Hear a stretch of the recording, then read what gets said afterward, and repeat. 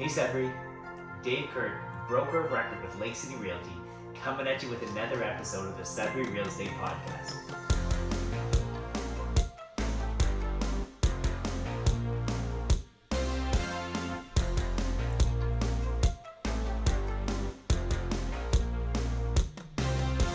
We built Lake City.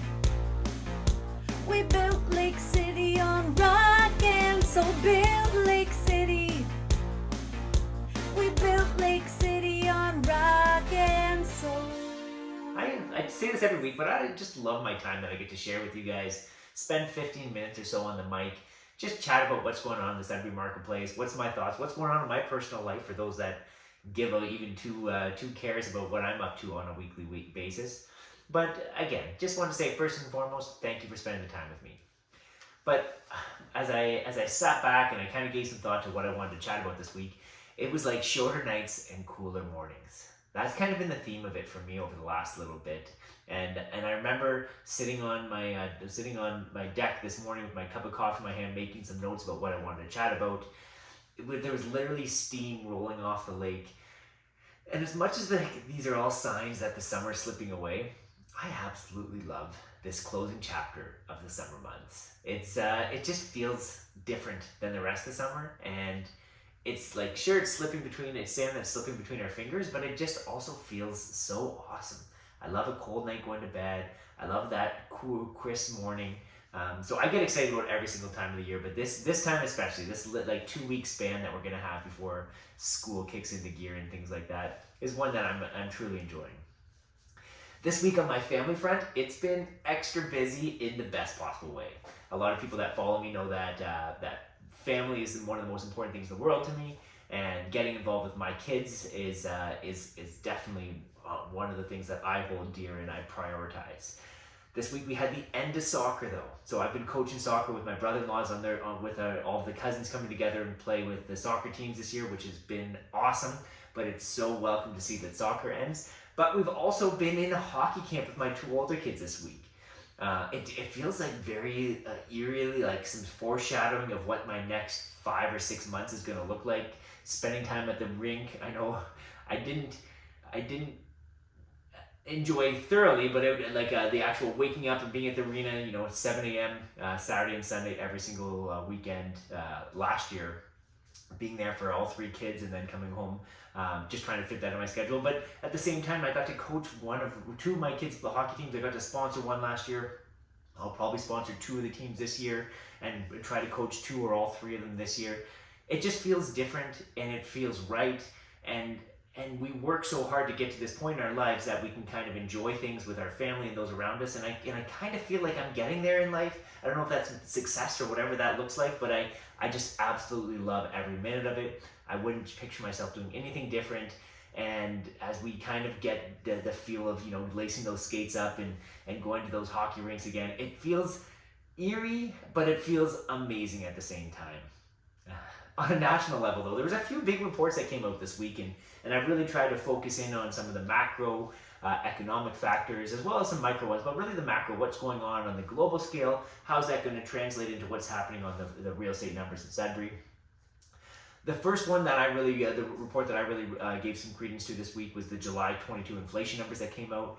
It kind of looks like we're pulled slightly back from the 8.1% that we saw in June to the 7.6% in July. A lot of people are thinking that we might have broken the back of the inflation and we're now going to start to retreat and come back with our numbers, which would be absolutely amazing news if that's true, for what's playing out. I do have to think that you have to realize that these numbers, and I've brought this up a few times, and I don't think enough people are talking about this, the idea that inflation's judged on a year over year. So we're comparing this July versus last July. And if you look at July 2021, we were close to 4% when before that, like in April, March, we were at 2.2%. So inflation really rose a lot last year. So we're going to be dealing with a bigger denominator number, which is going to naturally show that inflation is going to look smaller, even though things are getting more expensive out there. I do feel like, and when I took a little bit of a deeper dive into the inflation numbers, the basket of goods that consumers really care about, sure, gas went down, and that was one of the big drivers on the pullback in this number. I've had a few chats with some clients and friends about that. But I do think that some of the biggest judges of what affects the average person are things like rents, price of rents, are things like price of take-home groceries. A lot of people are saying like price of food, but that includes like going out to eat and things like that. And a lot of people, when times are tougher, they aren't going out to eat as much, but they still have to go get groceries and bring them home. Those basket of goods are still getting exceptionally expensive month to month. And what that means to me is, even with inflation kind of pulling back a little bit, like we are still seeing that the average Joes out there, myself and a lot of people in the community kind of thing, are being affected more so than ever by these inflation numbers. And even though it says, oh, it feels like we're breaking the back of inflation and things are going to start to retreat and pull back based on what the Bank of Canada has done, I don't think it's going to get better. And I don't think it's going to get any better anytime soon for the average Canadian. So a lot of kind of some optimism, and like some of the news articles that are coming out are very optimistic, but I'm trying to be realistic about what that actually means. And I think it's a good sign that we're tackling inflation and we're getting it to a point where things are coming back, but it's not this rosy picture that we're back to normal now. Let's go out and go on a spending spree. The other article that kind of blew up my Twitter my Twitter followers and really kind of shook home for me is, so Tiff McCallum wrote an opinion piece this week in the National Post, and he recognized it's nice on paper that this inflation is looking in kind of what I just stated. It's nice that it looks like we're getting ahead of inflation, but at the same time, we do have a lot of work to do, and we haven't solved this. And because of fuel was one thing, it's the rest of these basket of goods that are still rising. So there's a lot to be afraid of there. But the one thing that really resonated with me is something I saw get posted, where I have to almost look it up, but it was, they broke it down and they said, first they told Canadians to actually go out and spend more money because they're going to keep rates low for the foreseeable future. This is during the pandemic, because they said we need the economy to be stimulated, and nothing's open and no one's going out and spending money, so we need people out there spending, buying and things like that. So they encourage Canadians to take on a lot of debt. And then they said inflation is here, but they use this term transitory, and everywhere I would read up, I would always read transitory. And what that basically meant is they thought inflation was here, but it's because things were a little bit expensive now, it's just going to take care of itself. It's going to be gone in a quarter or two. That didn't clearly happen. And then they said that inflation is real and we actually have to get ahead of this and go to the point where we break the camel's back and raise rates as aggressively as they've done, which this is kind of where they're at right now. And they're saying we're going to get ahead of this and we're going to do what we need to do as the Bank of Canada to make sure that rates are not going to increase any further. And now, reading between the lines of what they're kind of saying is it's the average workers and their wages are one of the reasons for inflation, because we keep on giving these average Joes increases in their pay. And we actually need to stop that, because if we continue to give average Joes increases in their pay, then we're going to increase the cost of everything overall, because if we decide to pay that server over minimum wage, or that person that's working at this job over minimum wage, now this company's not going to be able to react and be able to produce the same good for the same price, so they're going to increase their price, and it's going to be in a continuous cycle of inflationary means. So they're actually asking, please try to keep your wages in check and try not to increase them to the price of inflation, which is it's crazy that they started with there's no inflation, then there is inflation, then it's transitory, and now they're blaming the everyday Joes about the inflation kind of thing. So a lot going on there, and I apologize because I probably spoke at about 1,000,000 miles an hour going through that, but there's a lot in my mind, and it's so funny in terms of how he's acting. I do think, again, it's not his fault the economy ran away. It's not his fault that there was COVID and the government had to pump a bunch of money in the economy. But I do think Tiff has screwed up a lot here. And if I was to judge his performance relative to what he had to deal with, I would think it's pretty poor at this point. That's a long wind of what's going on a macro level. But on a local level, what's going on in real estate right now in Sudbury? So this week we saw 39 sales.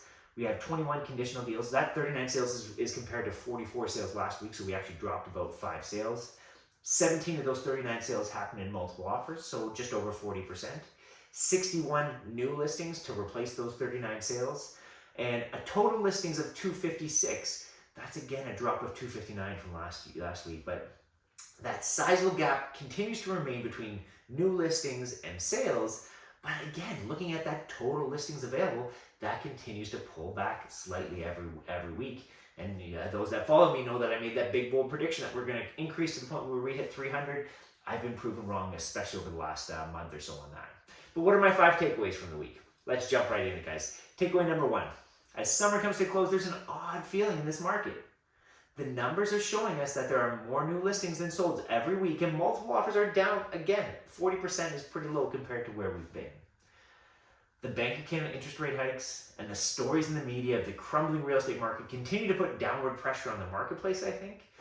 But there's the oddest feeling that the market may be picking up. There's more buyers and more actions and more competitive environment for buyers and sellers out there in the marketplace. And that's the feeling that I'm getting. And then when I'm talking to the agents that are showing properties and when we have some listings that are out there, it seems like things are busier now. I don't know if it's because summer's coming to an end and more buyers are done with their holidays and they're jumping back into the marketplace. Or are they kind of seeing that there's like an end to these rate increases coming? And because of that, they're feeling more confident about the market in front of them. And I don't know what the reason is, but anecdotally, I will tell you that it feels busier now than it has in the last month or so. The interesting thing I'm going to relate to here is when I follow the numbers and I expect to see things play out in the numbers every week, it doesn't happen that way. And I think back to when we looked at June average sale price, and it didn't reflect what was going on. I'm like, the market doesn't feel like it's a $490,000 average sale. We knew that that's what it was, $500 last month, a few months, and it just doesn't feel like this June was that way. It feels like that average home has really fallen in price. And it wasn't until July that we actually saw that shakeout in the numbers where we went from 490 to 440. So I wonder if we're going to see the numbers reflect the feeling that I have, that odd feeling that things are picking up in the market in the upcoming weeks and months. That was a big, long-winded takeaway, but takeaway 2. I often think that there's different markets in real estate. I say this all the time, and I really want people to think in terms of, if they think of Canadian real estate marketplace, a lot of times they think of Vancouver and Toronto. But even in Ontario, average price point $850,000 or whatever it is, close to $900,000. Sudbury is super localized, and even in Sudbury, there's so many different marketplaces. There's the first-time home buyers, there's the investor marketplace, there's the waterfront, there's the luxury. There's so many different subsections of this marketplace. This was on full display this week with one of our teammates that listed a place on Pine Hill Road. It's a beautiful home, and Tristan and his team did a great job to prep the heck out of this place and market it. Honestly, like his video that he did behind there, I know I was involved in some of the creative brainstorming behind it, but I think it was one of the best real estate videos I've seen in a long time. We'll make sure we put a link in the story notes to the video. They called it, basically it was a short story about long weekends on the lake in Sudbury. Where else would you want to spend a long weekend in Sudbury but on the lake, right? But the attention and number of showings that place got was truly impressive. It turns out nice homes on the lake are still in very high demand as we round out the summer here. And with more than 24 showings and the 3 offers they ended up with, I think they did a great job to get the place done. They have extremely happy sellers. It sounds like they have a really happy buyer that fell in love and got the opportunity to buy the place. And again, this might be a small sample size, but it's clearly an indication that there's some parts of this marketplace that are in huge high demand. And those dream type homes are probably one of them. Takeaway 3 for the week. I got into a discussion with Chad, who's doing some of his own analytics on the marketplace, and because we don't have a way to source out what the average sale price is based on our statistical analysis that just pumps the information to us. But he just basically said he takes a look at the sales, puts it into an Excel spreadsheet, adds up the total volume of sales and divides it by the number of sales. So I did that last week, and I got a number of $427,000 as the average sale price in the last 39 days. The interesting part of that is we had to go through 30 of the 39 sales before we hit a sale price of $500,000. Clearly, the buyers that are active in this marketplace right now are shopping in these lower price points. And that new Sudbury bungalow, which we seem to be pretty consistently around $500,000 back when the snow was flying in January and February, that seems to be sitting just above $400,000 right now. As much as that is a shocking thought, though, it kind of is an encouraging sign to me. A marketplace needs first-time home buyers that have confidence to jump into the market and feel like they have comfort and confidence to buy the prices that they're buying at. That's going to accelerate a pricing floor. And I see this as good news and a good sign ahead that people in this first-time home buyer price point are the ones that are jumping in, getting these first entry-level homes, and they're showing us where the price floors are, and they have confidence in things moving forward. Takeaway 4 for the week, and this was going to be a little bit of pumping our tires, and it all started because I saw a post on Remax Crown highlighted their dominance in the marketplace from a percentage of the market, and it's true. They do a ton of volume locally. I've got nothing but respect over for what Kathy started and handed the reins over to Marissa Arnold just a couple of months ago. But the one caveat with their numbers is the percentage of total agents in the marketplace. There are over 100 agents in a marketplace where we have 450 agents total in our board, and that's including Manitoulin Island, French River, all these surrounding areas as well. So they're making up over 25% of the entire board. But again, they're doing a great volume of things. But it was interesting to see how when they were comparing themselves to other people, they're like, oh, look at our dominance, look at our dominance. So I wanted to what I was able to do from the last 7 days was look at how many deals per office, and it was just on the listing end. So whoever had listings that were successfully sold. So out of those 39 listings, I took a peek in, and it was true. Remax sold 17 of the 39 of them, so around 40%. Great for them. But I took a little look at our little office, and we did 6 of those 39 deals. That's over 15% of the market share as well. And when I look at the number of agents that we represent, we're only 2% of that entire 450 marketplace. So as much as dominance in a marketplace is one figure that a lot of people can use, and they can say, look at our number of sold signs and stuff like that, just remember it's every single one of us is running our own individual business. Every single one of us will provide a different level of quality of service and care. We as a smaller office really focus on the quality as opposed to quantity, but we do a great job in what we do, and it was reflected in the numbers this week, and it was really proud for me to see that. If you would have carried, if 6 out of 39 should have equated to us having maybe 80 agents, and we have 11. So again, we're small but mighty, and another reason that I can be proud of this team at Lake City. Takeaway 5 though, guys, where does the market go from here?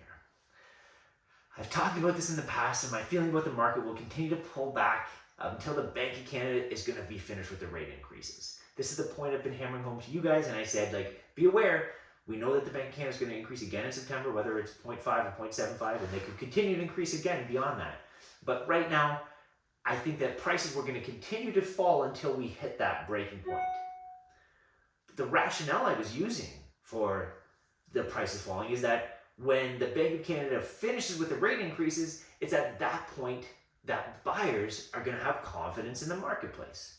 They're going to say, I'm happy with the numbers that we're at. I feel like we're not going to see increases in rates, and I'm okay to jump into the marketplace. With the economy turning and a lot of predictions being floated that we are close to seeing peak inflation, and it almost feels like a lot of buyers that have jumped back in the marketplace, they have that confidence already, even though the rate increases haven't stopped yet. There's a lot of buyers that have been sitting on the sideline for the last 18 months, 2 years, or whatever. They've seen the price run-ups. They've seen the multiple offers. They've said, I want nothing to do with this at all. They were just pure frustrated. It seems that these people are the ones that are jumping back in the marketplace when I talked about first-time home buyers kind of showing us and accelerating that price floor. But these are the buyers that are jumping in. They're saying, I understand the house might be worth less than 6 months from now or even in a year from now, but I'm buying a house for 5+ years. I'm buying a house that I'm comfortable with the payments I'm paying now.